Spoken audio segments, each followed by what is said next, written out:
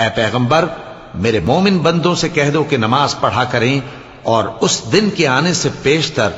جس میں نہ اعمال کا سودا ہوگا اور نہ دوستی کام آئے گی ہمارے دیے ہوئے مال میں سے پوشیدہ اور علانیہ خرچ کرتے رہیں۔ اللہ ہی تو ہے جس نے آسمانوں اور زمین کو پیدا کیا اور آسمان سے مے برسایا، پھر اس سے تمہارے کھانے کے لیے پھل پیدا کیے اور کشتیوں اور جہازوں کو تمہارے زیر فرمان کیا تاکہ وہ سمندر میں اس کے حکم سے چلیں، اور نہروں کو بھی تمہارے زیر فرمان کیا، اور سورج اور چاند کو تمہارے لیے کام میں لگا دیا کہ دونوں دن رات ایک ڈگر پر چل رہے ہیں، اور رات اور دن کو بھی تمہاری خاطر کام میں لگا دیا، اور جو کچھ تم نے مانگا سب میں سے تم کو عنایت کیا، اور اگر اللہ کے احسان گننے لگو تو شمار نہ کر سکو، مگر لوگ نعمتوں کا شکر نہیں کرتے۔ کچھ شک نہیں کہ انسان بڑا بے انصاف ہے، ناشکرا ہے۔ اور جب ابراہیم نے دعا کی کہ اے میرے پروردگار اس شہر کو لوگوں کے لیے امن کی جگہ بنا دے اور مجھے اور میری اولاد کو اس بات سے کہ بتوں کی پرستش کرنے لگیں بچائے رکھیو، اے پروردگار انہوں نے بہت سے لوگوں کو گمراہ کیا ہے، سو جس شخص نے میرا کہا مانا وہ میرا ہے، اور جس نے میری نافرمانی کی تو بخشنے والا ہے، مہربان ہے۔ اے پروردگار میں نے اپنی اولاد ایک وادی میں جہاں کھیتی نہیں تیرے عزت و ادب والے گھر کے پاس لا بسائی ہے،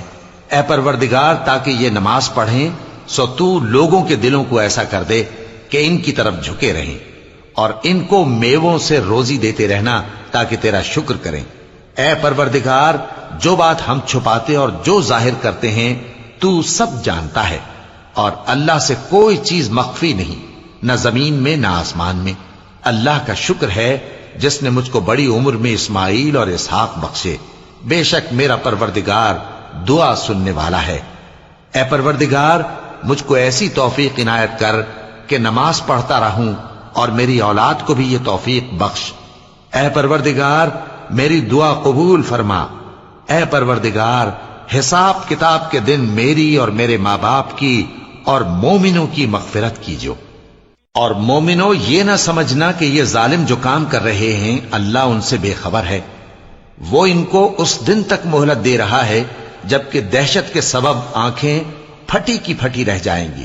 اور لوگ سر اٹھائے ہوئے میدان قیامت کی طرف دوڑ رہے ہوں گے، ان کی نگاہیں خود اپنی طرف لوٹ نہ سکیں گی، اور ان کے دل مارے خوف کے ہوا ہو رہے ہوں گے۔ اور لوگوں کو اس دن سے آگاہ کر دو جب ان پر عذاب آ جائے گا، تب ظالم لوگ کہیں گے کہ اے ہمارے پروردگار ہمیں تھوڑی سی مہلت عطا کر تاکہ ہم تیری دعوت توحید قبول کریں اور تیرے پیغمبروں کے پیچھے چلیں۔ تو جواب ملے گا کیا تم پہلے قسمیں نہیں کھایا کرتے تھے کہ تم کو اس حال سے جس میں تم ہو زوال نہیں ہوگا؟